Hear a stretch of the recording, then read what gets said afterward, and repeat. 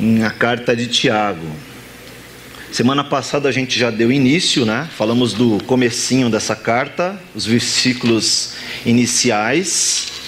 Falamos que esse Tiago é o Tiago, meio-irmão de Jesus, porque ele é um filho de Maria e José, da sexualidade, do amor de Maria e José. E Jesus não foi assim, foi colocado por Espírito Santo, é óbvio. E esse Tiago, ele sofreu muito, porque ele se converteu num período muito difícil para a igreja, né? Os primeiros anos pós a assunção de Jesus, né? Ressurreição e assunção de Jesus. Então, esse Tiago sofreu porque ele se converteu nesse período pós-ressurreição. E ele provavelmente foi uma dessas testemunhas que viram Jesus ressurreto, mesmo sendo seu irmão. Irônico isso, né? Mesmo convivendo com seu irmão Jesus Cristo até os 30 anos, né? Mesmo vivendo tanto tempo com o seu irmão, ele deve ter visto muitas coisas seu irmão fazer, seu Jesus fazer, e mesmo assim ele não creu até então, né? Então, por se converter num período tão difícil para a igreja, ele sofreu muitas perseguições, né? A gente falou bastante disso semana passada. O findar da sua vida foi o martírio também, né? Então Tiago provavelmente foi apedrejado até a morte, ou, como outros acreditam, foi mergulhado num tanque de óleo quente, de cabeça para baixo, e ali ele morreu cruelmente, mas morreu por amor ao reino, né? Por amor a Deus, reconhecendo verdadeiramente que andar com Cristo não é docinho não, né? É diferente da rapadura, é doce e também não, é igual a rapadura, né? É doce, mas não é mole não, né? Foi uma vida difícil, de perseguição, um período em que o Império Romano perseguia muito a igreja, né? Um período em que o imperador Nero já estava há algum tempo reinando, governando, e um homem que era muito cruel, muito pouco amoroso, ou nada amoroso, que perseguia os crentes para matá-los, tá? Um período semelhante às cartas de João também, né? As epístolas de João também é um período semelhante a esse, um pouquinho mais para frente, alguns anos mais para frente, mas esse período muito parecido aí, muito próximo. E a tônica dessa carta de Tiago, que é uma carta chamada de epístola geral, ou seja, uma carta enviada para muitos destinatários, seria uma carta circular, uma carta que era enviada para grupos de cristãos em lugares diferentes. Então ela foi enviada para igrejas diferentes. Por exemplo, Paulo, ele escreve muito de forma específica, né? Ele escreve para destinatário, pessoa específica, né? Como a carta de Filemão, por exemplo. E ele escreve especificamente para igrejas também. Ele escreve para a igreja de Colossos, a igreja de Filipos, enfim, Éfeso, enfim. E essa carta é uma carta chamada de epístola geral, porque ela não tinha um destinatário específico, era uma carta circular. Então é uma carta de tema, de interesse para todos os cristãos daquela época, inclusive para os de agora, os posteriores também. Então essa carta chegou até nós, chegou ao cânon bíblico com muita dificuldade, por uma série de questões importantes, a própria identificação de Tiago, mas uma delas é que parecia que Tiago estava contradizendo Paulo acerca das obras, quando Paulo fala que a obra não salva ninguém, né? Não é pelas obras que somos salvos, mas pela graça. E Tiago fala que as obras mostram quem é salvo. E parecia que era contradizente, mas depois eles conseguiram compreender de que ela é complementar, né? Então Paulo fala de uma conversão que é independente das obras. E Tiago fala de umas obras que são consequentes a uma conversão. E ele vai falar para todo esse grupo de pessoas daquele antigo mundo, vai falar sobre perseverança, sobre fé. Ele vai falar sobre provação, né?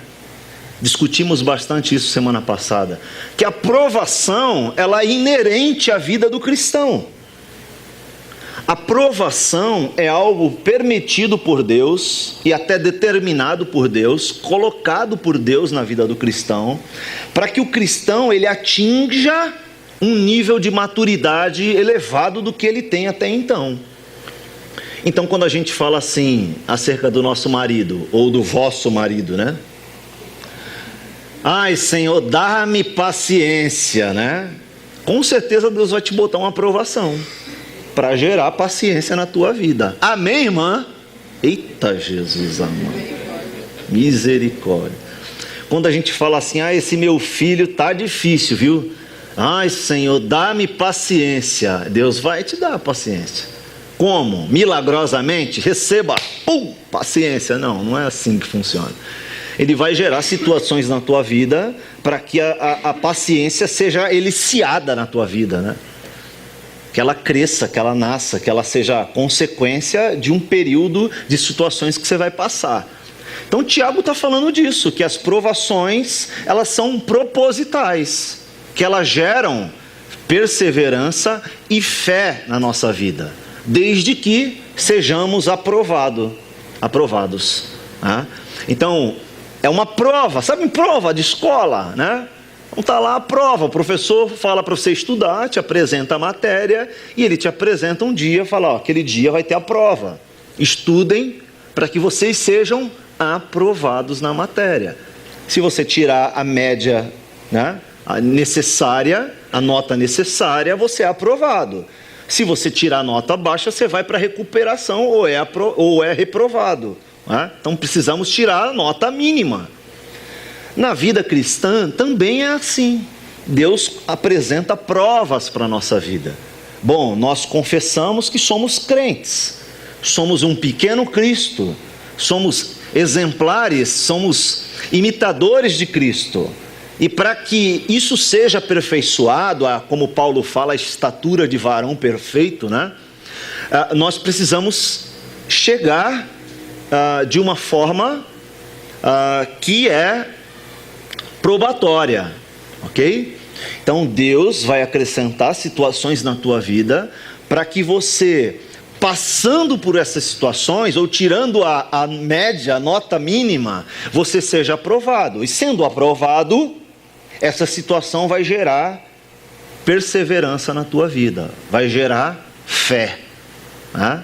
Sabe quando ele fala assim, Senhor, dá-me fé para passar por essa situação? Ele vai colocar aprovação na tua vida. É matemático. Tiago está falando isso. 1 mais 1 é igual a 2. A questão é se o nosso coração está percebendo essas coisas, está amadurecendo com elas, ou se a gente está ficando lá para trás. E se a gente não se tornou maduro, o que eu faço então? Tiago dá algumas pistas, que é a sequência do texto que a gente vai ver. Será que Tiago dá algumas pistas para aquela pessoa que não foi aprovada nas últimas provações, ou não tem sido aprovada nas provações da vida cristã? Moxa, o que eu preciso fazer então? O que depende de mim para que eu seja aprovado? Porque eu quero crescer. Você está assim também? Eu quero crescer. Eu quero ser aprovado. Eu quero continuar perseverando e em Cristo, né? Através de Cristo em mim, né? E que isso gere fé na minha vida, e que eu vença as minhas provações. Eu quero isso. Eu quero me aproximar nesse sentido, quero melhorar, eu quero crescer nesse processo de santificação. Eu quero isso para a minha vida. Você quer também, querido? Então tem uma fórmula matemática aqui para a gente. Semana passada falamos que essa aprovação é necessária para que cresçamos em sabedoria, em Cristo, né? Então a gente leu até o versículo 4, quer dizer, a gente leu até o final, né? Até o versículo 18. mas a gente discutiu até o 4. Então nós vamos continuar hoje do 5 ao 8. Então dá uma lida comigo lá, do versículo 5 até o 8. Diz assim, vou ler na versão NVT, tá bom? Que é uma tradução que alguns colegas nossos participaram, né? Pessoas sérias, e que a gente tem usado aqui como direcionamento para a gente poder acompanhar as leituras dos nossos cultos, tá? Então diz assim, versículo 5: se algum de vocês, em meio a essa situação de provações, precisa ou precisar de sabedoria, peça a nosso Deus generoso e receberá. Ele não os repreenderá por pedirem, mas quando pedirem, façam-no com fé, sem vacilar. Pois aquele que duvida é como a onda do mar, empurrada e agitada pelo vento. Ele não deve esperar receber coisa alguma do Senhor, pois tem a mente dividida e é instável em tudo o que faz. Deixa eu orar por isso.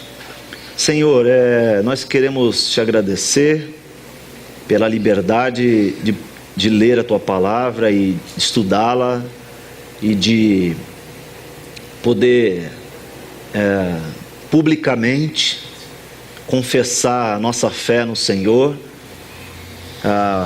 Muitos irmãos nesse momento estão escondidos, estão se disfarçando para que não sejam mortos simplesmente por acreditar no Senhor. Por isso nós oramos por esses irmãos, pedindo a tua força, Senhor, em meio às provações. Aumenta-lhes a fé, perseverança, e nós aqui, Senhor, que gozamos, aproveitamos de tão grande liberdade, nos capacita, nos fortalece, para que sejamos testemunhas do Senhor onde estivermos. Oramos assim em nome de Jesus, amém.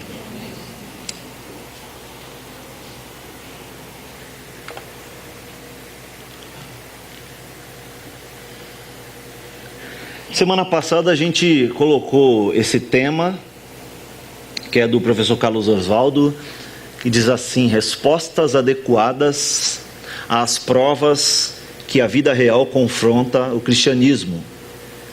Elas indicam uma fé madura e aprovada. A resposta que a gente dá diante das provações que passamos mostra o quanto a nossa fé é madura e aprovada. E a gente falou bastante semana passada sobre que essa carta ela tem um teor muito grande de exortação, né?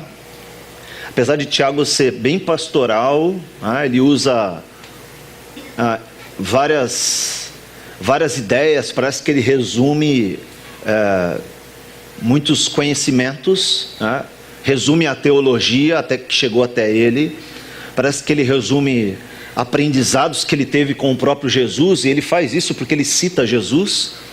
Ele também cita muito o Antigo Testamento nessa carta, então parece que ele vai trazendo ideias de uma forma mais fácil de entender, mais simples. Por isso ele não se preocupa muito com o discorrer da carta, então ele se preocupa em simplesmente trazer ideias importantes para a igreja. E ele tanto faz isso em tom exortativo, que essa carta contém 51 verbos no imperativo. É bastante, né? Só esse trechinho que a gente leu aqui de 3 versículos, 5, 6, 7, 8, 4 versículos, tem 2 imperativos, 2 ordens, que é aquela ordem que não é possível ser revogada, ser desprezada, não ser cumprida. É uma ordem sem reservas, pois essa carta, que é pastoral, mas também é exortativa para a igreja, tem 51 exortações para a igreja, né? Parece que viver em meio à provação não é algo molinho não, né? Como diz os nossos irmãos cariocas, não é molinho não, hein? é, na verdade, duro. E a carta de Tiago também tem esse teor. Mas a pergunta para esse trechinho de hoje é: e se o crente não for maduro?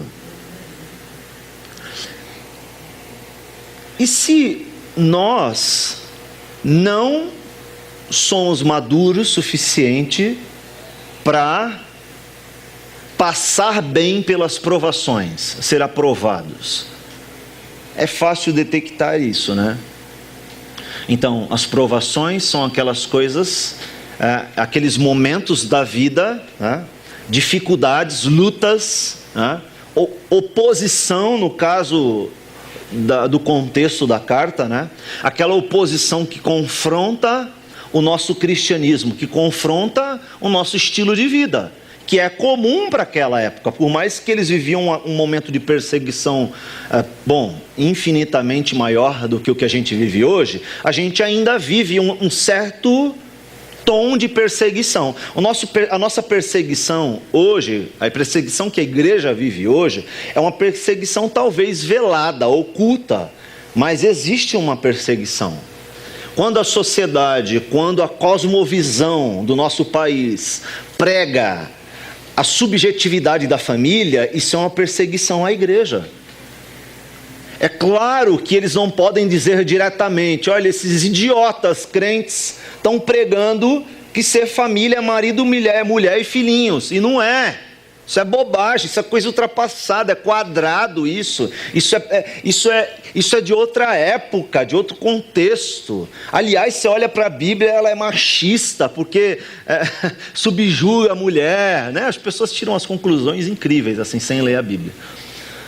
Então eles estão dizendo isso, e de certa forma, isso é uma afronta para o Evangelho. É uma afronta para a igreja. E a igreja se cala diante disso. Aliás, tem muitas igrejas que se abrem para isso. Tem muitas igrejas que pregam isso. Recentemente, uma igreja... Pega um envelopinho, Thalita, por favor, pardo. Acho que está no zíper aí que está na sua mão, esse aí. O outro, o maior, esse aí. O de trás, é esse aí. Um desses dois aí. Ou esse ou o próximo. Tem um envelopinho bege aí, pardo. Esse, por favor, obrigado. Vai ilustrar bem o que eu estou dizendo. Tem uma igreja em São Paulo, eu não vou dizer o nome, uma igreja grande, bem conhecida, que era muito séria, né? Enfim, eu considero muito séria. Mas deu uma escorregada tremenda. Fizeram um evento sobre homossexualismo, levaram inclusive pessoas que tem ONG pró-homossexualismo para falar lá. Igreja Batista, que promoveu esse evento falando sobre inclusão, sobre mudança de mente, mudança de paradigmas, né? Falando que isso é uma coisa moderna, que, enfim, isso tem entrado, esse tipo de conceito tem entrado na igreja. Eu recebi uma cartinha, também não vou mostrar para vocês, porque vai aparecer na filmagem, eu não vou dar esse ibope para esses caras. Mas recebi aqui, uma cartinha, liderança de alguma coisa, Assembleia Legislativa do Estado de São Paulo. Tá o carimbo deles. Eu falei, meu Deus, mandaram intimação para mim, sei lá o que foi aqui. Nem sei se a Assembleia Legislativa tem essa competência, mas olha só. Quando eu abri, tem vários folhetinhos. Tem um jornalzinho, tem aqui, propaganda, jornalzinho. Gente, propaganda política, ok? Foi uma mala geral, né? Uma mala direta, né? Enviaram para várias igrejas com a campanha política de um candidato aqui da região. Acontece que esse candidato, ele foi recentemente acusado pelo Ministério Público de desvio de verbas, ok? De alguns daqui da região que tiveram isso, né? Esse aqui foi um dos. E o que acontece é o seguinte, que esse panfleto, essas panfletagens aqui, ó, tem vários exemplares aqui, cada um falando do que ele fez, enfim e tal. Tem um líder de uma denominação forte no Brasil, de uma grande denominação no Brasil, fazendo a propaganda dele para um cargo político em 2018, né? Dizendo que ele é um homem de Deus, e usou texto bíblico para dizer que um cargo político precisa ter homens de Deus, né, para governar o país, né? Eu espero que esse irmão, ele não saiba disso, né? Que ele esteja sendo enganado também, porque se ele sabe das recentes denúncias e das evidências que o Ministério Público já tem sobre essa pessoa, eu não estaria apoiando. Então espero que ele, enfim, não saiba disso de verdade, espero de todo o coração. Então a propaganda é para que as igrejas votem nesse camarada porque ele se diz crente, tá? O que é isso? O que é isso senão uma possibilidade de usar a igreja para que esses caras cheguem no poder e enriqueçam indevidamente. A igreja já fez isso sem saber, é claro, de um modo geral, estou dizendo a igreja do modo geral, já fez isso sem saber com muitos candidatos, né? Então abram o olho, é a hora da igreja fazer a diferença nas urnas, fazer a diferença. Não vote por votar, não vote em ninguém por votar, não vote porque você tem que escolher alguém. Se não tiver um candidato que você confie, não vote. Justifique o seu voto. Qual é o voto que é em branco ou nulo? Não, tem um que computa para o que está ganhando. Esse é o nulo, é o branco. Então, se você não tem um candidato, vote nulo. Vote nulo. Mas faça isso consciente. Não vote num cara porque o cara é crente, porque o cara é pastor, porque o cara é da igreja tal. Não faça isso. Seja consciente, pesquise a vida de quem você vai votar. Também não vote dizendo assim, eu vou votar nesse porque pior não fica. Aí você viu que ficou pior. Então seja consciente, porque depois a perseguição vem para a igreja, tá? Não diretamente, mas aprovando leis que são contrárias ao que a igreja acredita. Aí vai aqueles crentes mais dramáticos, mandando corrente de WhatsApp, de Facebook, falando, olha, cuidado, porque no dia tal, as pessoas vão votar uma lei que vão obrigar os pastores a casar homossexuais. Antes de votar, pensa em quem você vai votar, cara, porque depois fica acreditando nessas correntes bestas, sabe? Poxa, gente, está na hora da igreja se tornar madura na fé, tomar decisões sábias. É isso que Tiago está falando. As perseguições podem não ser diretas, mas mesmo indiretas, a gente precisa ter sabedoria. Agora, se você não tem sabedoria, o que o texto diz para a gente fazer?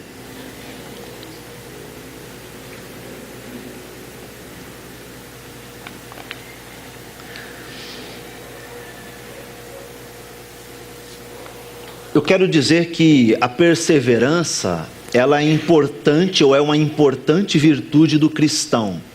E ela é mencionada várias vezes com Jesus. Jesus capítulo 8 de Lucas fala sobre isso. Lucas 21, Jesus também fala sobre isso. Mateus capítulo 10 ele também fala. Paulo também menciona algumas vezes. Romanos capítulo 5 ele fala sobre isso. Romanos capítulo 8 ele fala sobre isso. 2 Coríntios capítulo 6 ele fala sobre isso. E ele fala também em 2 Coríntios capítulo 12. Mostrando que é um ensinamento de Jesus, também um ensinamento dos apóstolos. Aliás, todos eles foram martirizados e tiveram que ser perseverantes em sua fé. Tá? Sofreram até a morte a sua perseguição. É claro que hoje, no contexto que vivemos, não teremos a consequência da morte por causa de uma perseguição. Talvez a morte física, né? Mas a morte espiritual, ela está vindo a cavalo para a igreja, né? A galopes.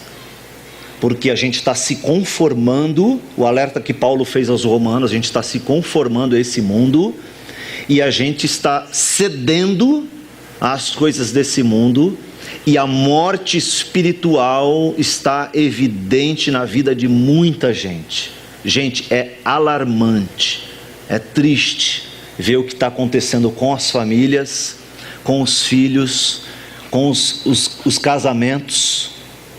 A nossa denominação já aceitou até pastor recasado, casado 2, 3 vezes. Isso é um absurdo, gente. Isso é um absurdo. Coisas, são premissas, são coisas elementares na vida cristã. São coisas elementares na vida de um pastor, na vida de um cristão, né? Na vida de um líder. Paulo fala isso a Timóteo, né? Tem que ser irrepreensível, marido de uma só mulher, seus filhos têm que estar sujeitos, não só o pastor, mas os diáconos, os presbíteros, os líderes da igreja, né? E a gente está abrindo mão dessas coisas, e a igreja está virando o samba do branquelo doido, como eu digo, né? Porque a gente está abrindo mão da verdade do evangelho. Falamos isso hoje de manhã na EBD, né? Se isso aqui não é uma tônica, se isso aqui não é a coisa mais importante das engrenagens da vida do cristão, o que é? E se isso é tão importante, ao ponto das outras engrenagens não funcionarem sem a palavra do Senhor, por que a gente não lê? Por que a gente não busca? Por que a gente não estuda? Por que a gente não vai à escola dominical? Por que a gente não ensina para os nossos filhos em casa? O que é que está faltando? Está faltando o quê? Fé? O texto fala assim: se algum de vocês precisar de sabedoria ao nosso Deus generoso, peça e receberá. Ele não vai repreender porque vocês vão pedir sabedoria. O que é a sabedoria? De que sabedoria que Tiago está falando?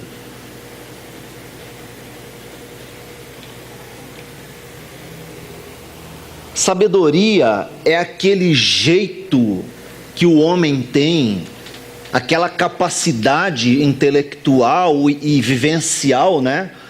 Aquela capacidade empírica, ou seja, aquela capacidade de lidar você mesmo, né? As tuas experiências, e através disso você atinge uma qualificação para lidar com a vida.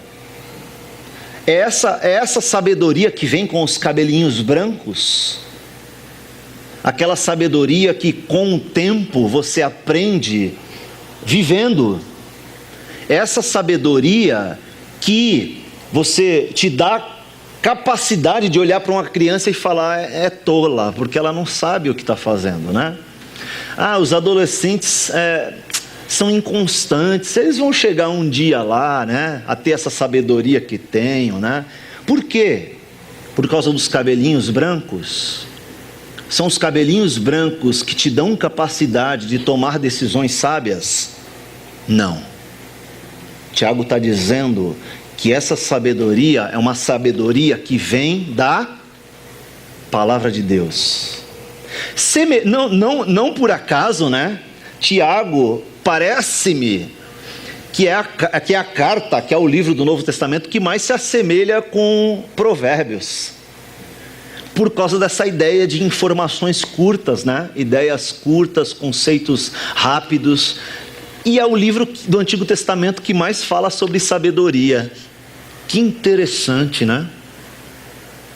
E é a mesma sabedoria que Tiago está falando. Quando o texto bíblico, lá em Salomão fala lá em Provérbios que devemos ter temor ao Senhor, porque o temor ao Senhor é o princípio, ou a lei, ou o fim que rege, que traz a sabedoria, né? Ele está dizendo que temer a Deus é a tônica da história, para se viver com sabedoria. E temer a Deus para o judeu era decorar a palavra. É decorar o Pentateuco, o Ketuvim, os Neviins, as escrituras dele, né? A Bíblia deles. Sabedoria para o judeu era mergulhar no conhecimento disso e se submeter à vontade disso. Eles erraram muito nesse sentido, mas está lá registrado em Provérbios que se você quer ter sabedoria, você tem que temer a Deus em primeiro lugar. Então você que quer ter sabedoria, peça para Deus. Mas que sabedoria? Essa sabedoria aqui. Então, qual é a sabedoria que você precisa? Gente, isso é lindo. Isso é muito lindo. Eu não sei como você não sente isso. Isso é perfeito. A palavra de Deus é incrível como isso aqui é apaixonante. Como a gramática que Tiago usa faz todo sentido. Ele está dizendo, olha, o que vai nos ajudar a vencer as provações,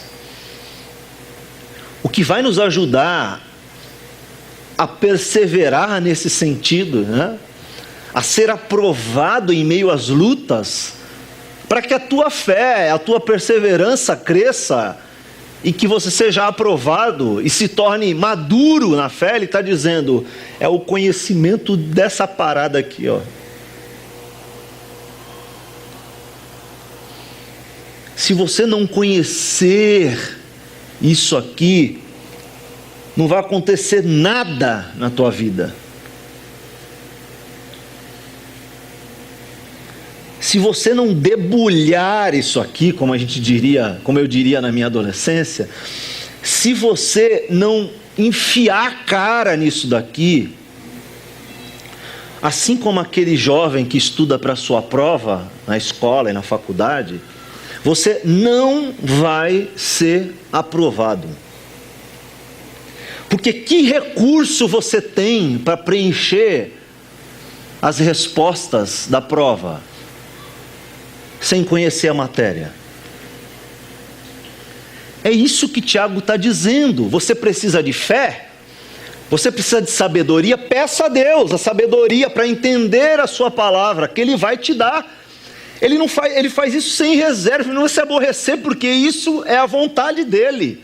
Ele tem prazer em se revelar para você, através da sua revelação específica. Está aí na tua mão, querida. Sabe aquela luta que você está enfrentando? Sabe aqueles problemas do casamento? Sabe aquelas lutas da mocidade, da solteirice? A solução está aqui na tua mão, é a palavra do Senhor. Se dedique, seja diligente nisso, entende? Se dedique nisso, medite de dia e de noite, nisso daqui. Medite de dia e de noite. Você precisa manejar bem a palavra da verdade. É isso que diz as Escrituras. A fé que vem através dessa palavra, ela vai amadurecer na tua vida, vai crescer na tua vida. Entende? Agora pensa nos medos que você tem. Pensa nos medos que você tem, que te levam a um psiquiatra, a um psicólogo. Eu sou psicólogo, hein, gente? Sabe esses medos que te levam a um psicólogo? Muitas vezes, pode ser falta disso daqui. Entendeu? Existem coisas que você pode resolver com isso daqui. Entende? Esses dias eu fiz tomografia. Como é? Ressonância. É trash, né? Para quem tem a fobia, aquela fobia de lugar estreito, né? Aí eu estava falando para a Tati assim, eu fiquei pensando sobre isso. Eu fiquei forçando a barra para ter medo, porque eu não tenho muito medo não. Eu fiquei forçando a barra, sabe assim, tentando entrar na cabeça de alguém que tem medo naquela situação, pensando, o que eu poderia pensar aqui para me dar medo? Que vai demorando, aí você fica ali pensando em coisas, né? Aí eu falei assim, sabe o que dá medo naquela hora? É justamente isso, pensar demais.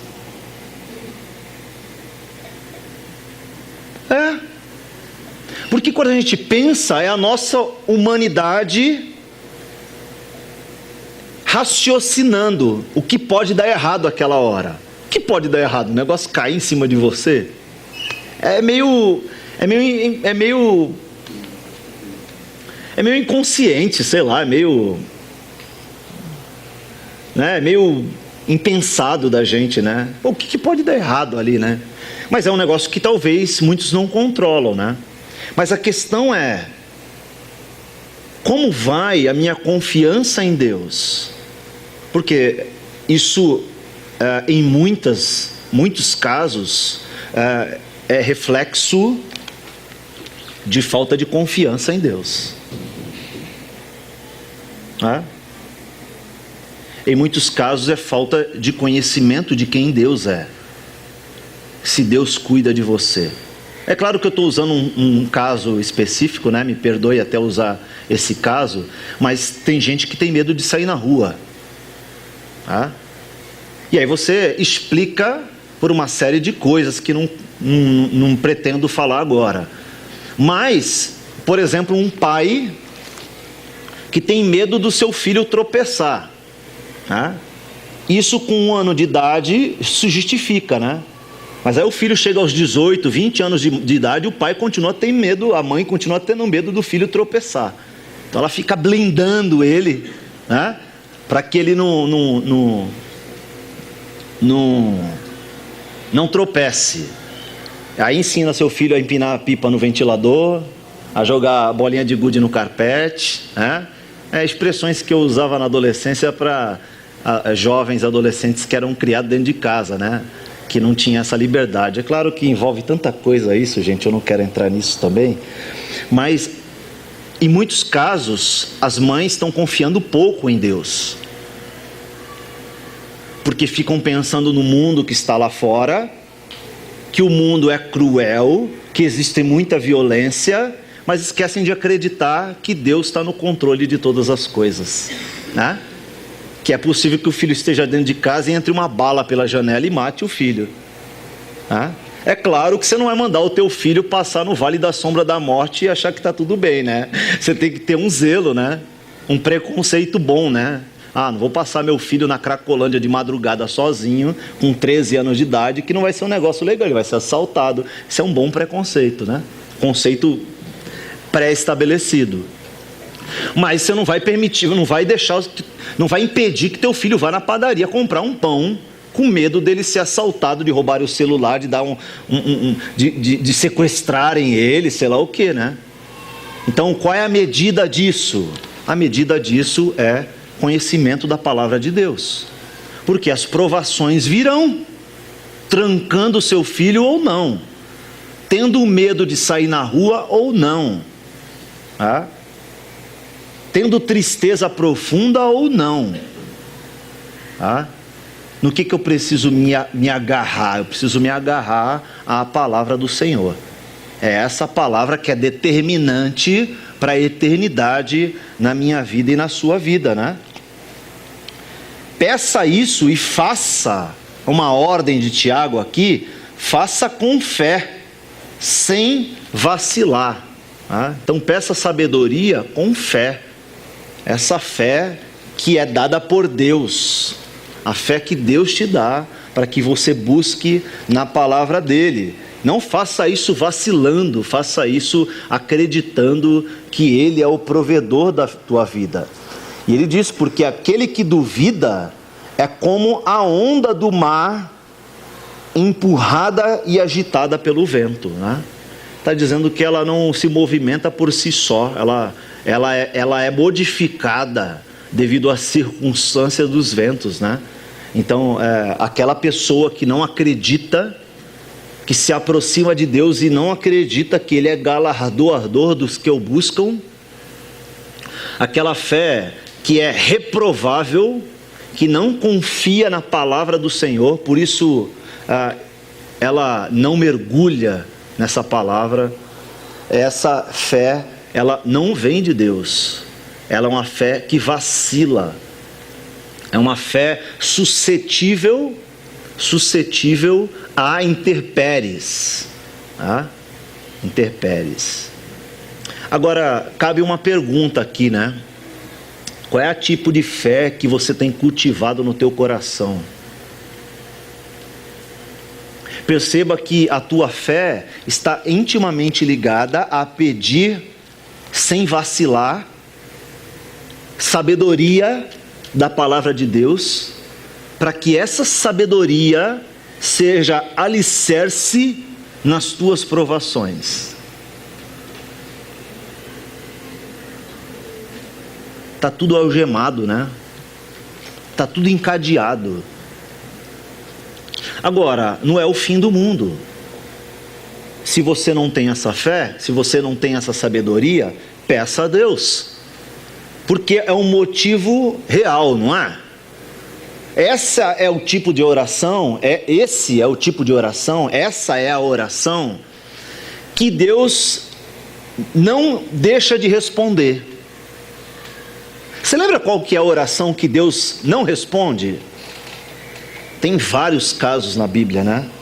Que a Bíblia apontam como perguntas orações que Deus não responde.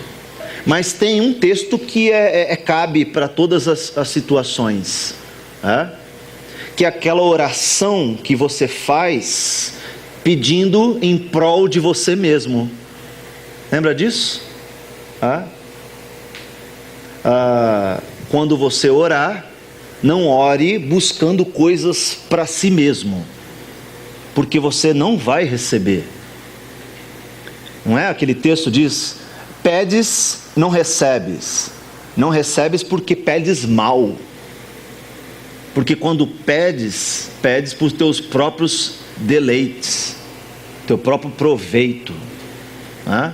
Para tua própria satisfação, né? Aí você vai orar para o Senhor: Senhor, me dá um carro novo porque eu vou usar para o reino, né? Deus, me abençoa porque eu quero abençoar vidas. Aquele pedido generoso, né? Aquele pedido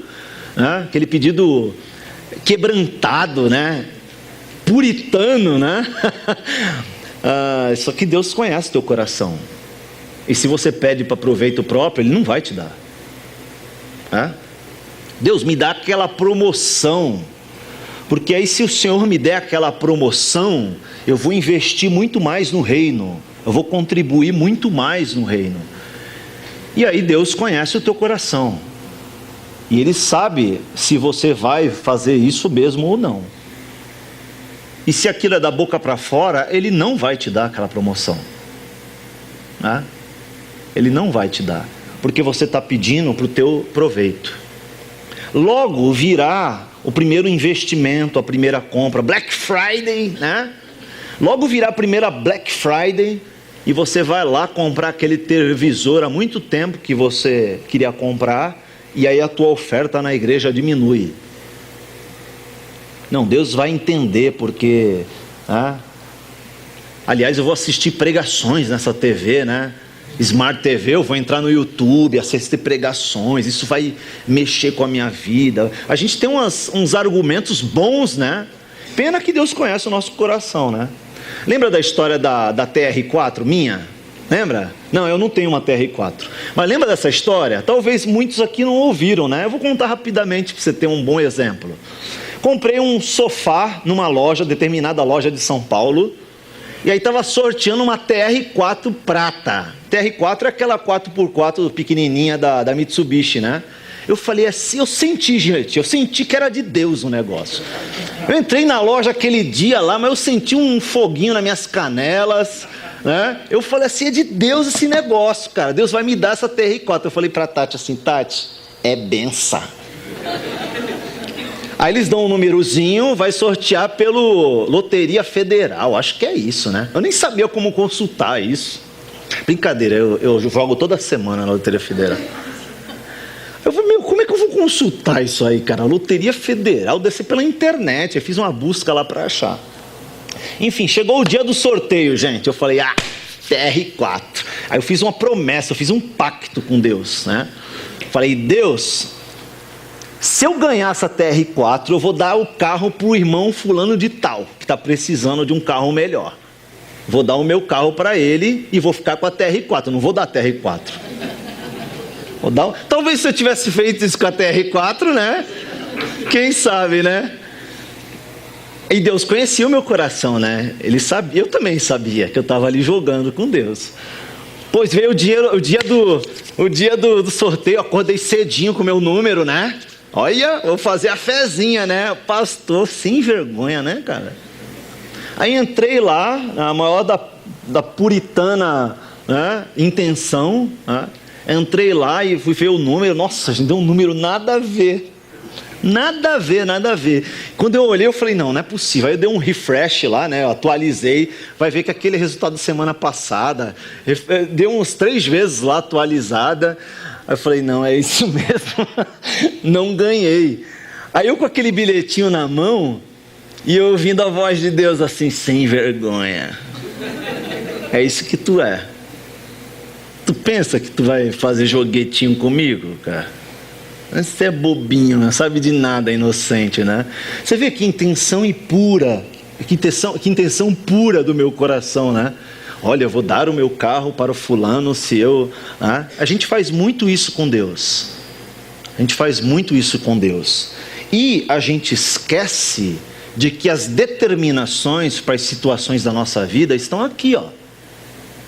Estão aqui. Aqui está o direcionamento para a minha vida e para a tua vida. Né?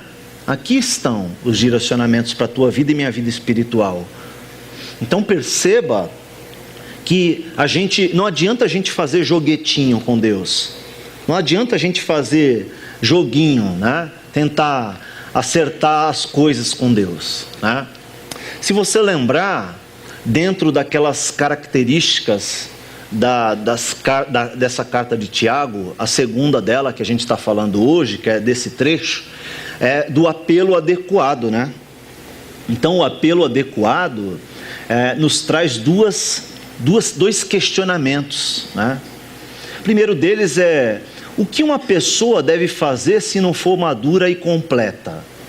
E a segunda é: e se a pessoa tiver medo de sucumbir a essa provação? Para Paulo, lá em Gálatas capítulo 5, ele diz assim, ó: por isso digo, vivam pelo Espírito. Vivam pelo Espírito. O que é viver pelo Espírito? João Batista, ele deu uma dica: faça com que Cristo cresça e que você diminua. Deixe que Ele cresça em você. E ele diz, e de modo nenhum satisfarão os desejos da carne, mesmo em meio às provações. Poxa, então o que eu tenho que fazer se eu estou sucumbindo a essas lutas, a essas provações? Bom, eu preciso viver pelo Espírito. Como é que eu vivo pelo Espírito? Deixando Ele crescer em mim. Como é que Ele cresce em mim? Que história é essa? Bom, ele toma um lugar preferencial. A centralidade da minha vida é Deus. Como isso se dá? Mortificando a nós mesmos. Paulo fala isso. E como que eu faço isso? Renovação da vossa mente. Ele diz isso aos Romanos, capítulo 12. Renove a sua mente pelo conhecimento da palavra. Só assim você vai conhecer a vontade de Deus, que é boa, perfeita e agradável. Não é lindo? É demais. Mas parece paradoxal e parece um paradigma, parece algo contradizente na nossa vida. Ao mesmo tempo que a gente dá tanta importância para isso, a gente não se dedica no conhecimento disso. Está aí a causa dos males da humanidade. Os não crentes não vivem por Deus, não conhecem a Deus, não têm o Espírito Santo, eles estão subjetivando tudo. Acontece que, em detrimento a isso, a igreja deveria de estar determinando, doutrinando, né? Criando, me fugiu a palavra, criando uma coisa concreta, um conceito padrão, isso que tem uma palavra para isso, me fugiu. Bom, enfim, a igreja deveria estar estabelecendo esse padrão para a humanidade. É um momento, hoje, eu disse isso há 2 semanas atrás, se eu não me engano, nós estamos vivendo um momento no Brasil, que é um momento maravilhoso para a pregação do Evangelho. Maravilhoso!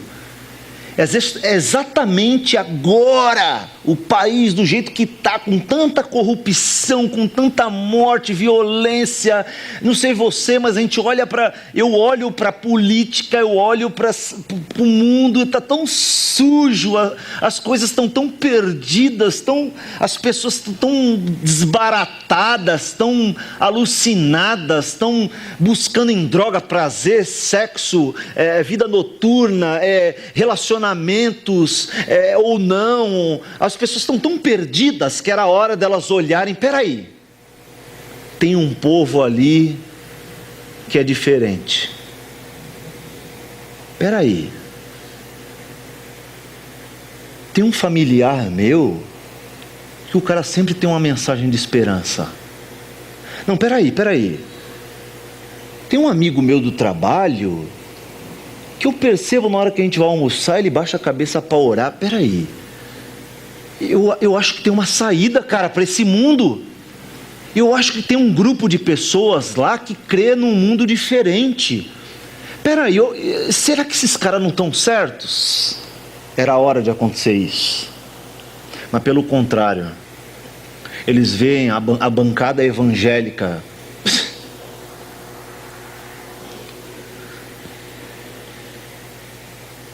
Eu não posso falar o que eu gostaria, mas as pessoas veem a bancada evangélica orando com a roupa cheia de dinheiro desviado das merendas das crianças.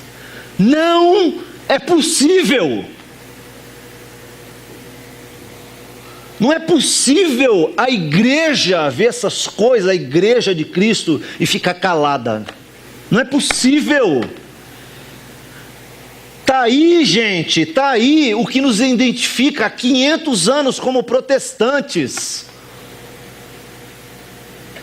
A igreja, ela não se mistura com o Estado, não interfere nas coisas do Estado, mas o Estado não interfere nas coisas da igreja, e não pode calar a igreja.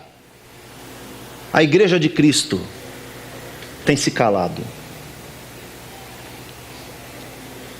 Eu quero fazer uma correção.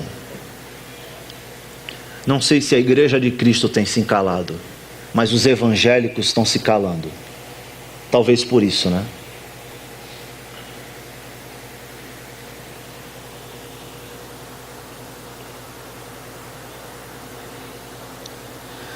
Essa pessoa que tem a fé vacilante, ela não deve esperar receber coisa alguma do Senhor, diz o texto, pois ela tem a mente dividida e é instável em tudo que faz.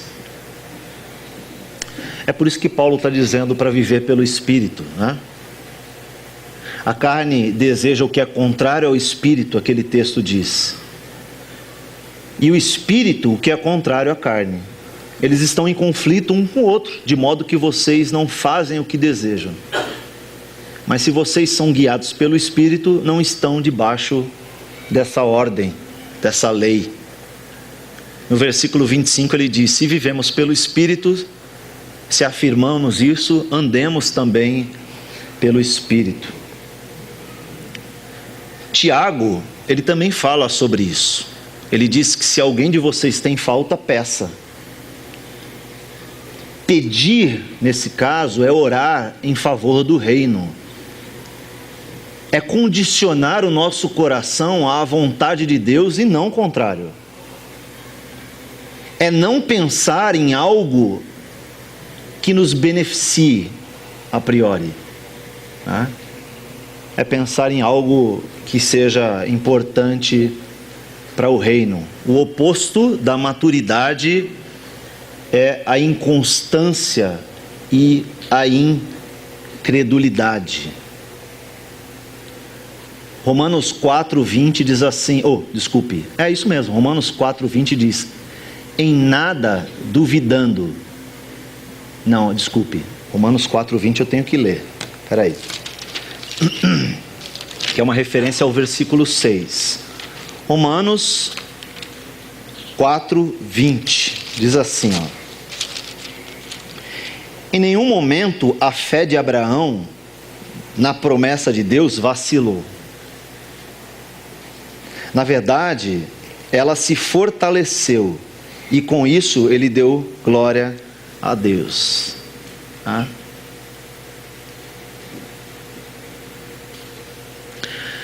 O homem de ânimo dobre, que é como ele termina esse texto, é aquele homem que tem a lealdade, seria uma tradução mais literária, ou mais literal para esse texto, é o homem que tem a lealdade dividida. É aquele homem que não se baseia numa lealdade firme a Deus. Talvez a pergunta final seja essa: você tem sido leal ao que Deus quer de você? Talvez a resposta disso seja a explicação porque você não tem vencido as suas provações.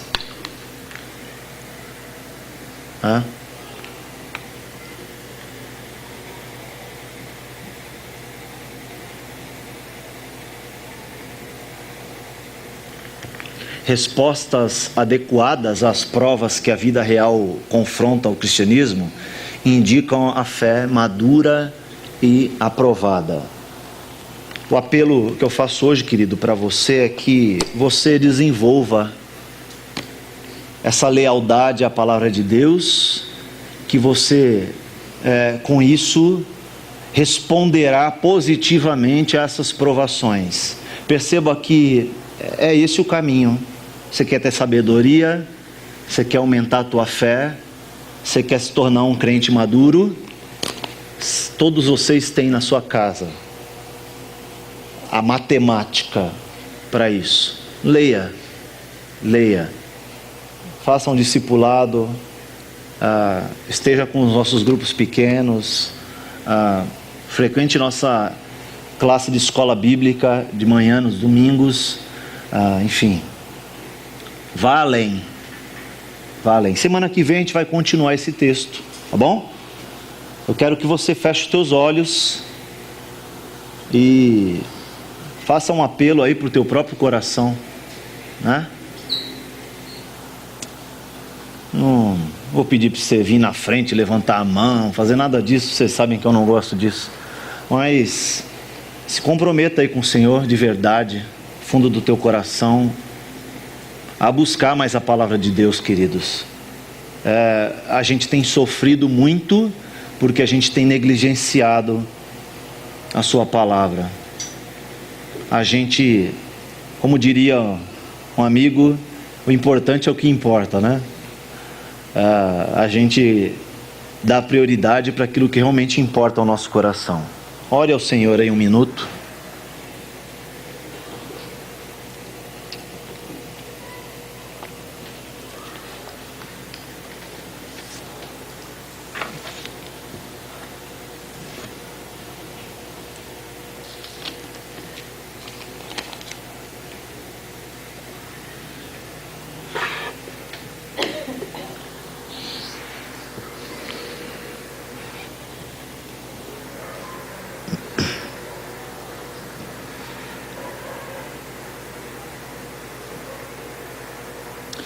Senhor, nós somos responsáveis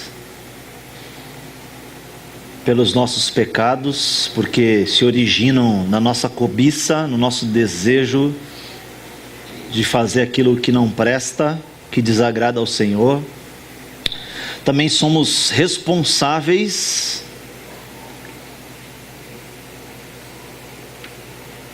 pela pequena fé e também pela falta de perseverança e pela falta de maturidade na vida cristã. Somos responsáveis por tudo isso, Senhor. Sabemos que esse não é o teu plano. Não é o teu plano para nossas vidas. Pelo contrário, que cresçamos em maturidade, à medida de varão perfeito. É esse o desejo do teu coração para nós. Eu sei que nesse processo de santificação a gente atingirá o ápice disso na eternidade, quando não tivermos mais esse corpo e não tivermos mais pecados. Enquanto isso, lutaremos com a nossa própria carne, como Paulo fala aos Efésios. Lutamos com os nossos próprios desejos, nossos próprios pensamentos, nossas próprias ansiedades, nossos próprios medos. A gente mesmo, Senhor, entende que nos enfiamos nesses buracos por conta do nosso coração. Por isso nós queremos pedir, Senhor, a começar de mim, que o Senhor nos ajude a se dedicar mais à Tua Palavra, se dedicar mais ao conhecimento da Tua Palavra, ao relacionamento contigo, a oração. A gente ora tão pouco também, Senhor. Ao envolvimento congregacional. Nos ajuda, Senhor, para que saiamos dessa posição cômoda e nos dediquemos ao aprendizado de quem o Senhor é. Só isso nos trará a sabedoria necessária para perseverar em meio a muitas provações e nos posicionarmos como o Tiago está nos alertando, alegres, nos posicionarmos alegremente em meio a tantas provações, a diversas provações. Confesso que quando o nosso coração toma a dianteira, não há motivo para alegria, Senhor. O motivo da alegria vem através do relacionamento contigo, da dependência do Senhor, da tua vida em nós, da nossa mortificação. Por favor, nos ajuda nisso. Nós pedimos assim, fazemos em nome de Jesus, amém. Amém? Semana que vem nos vemos de novo, tá? Deus te abençoe.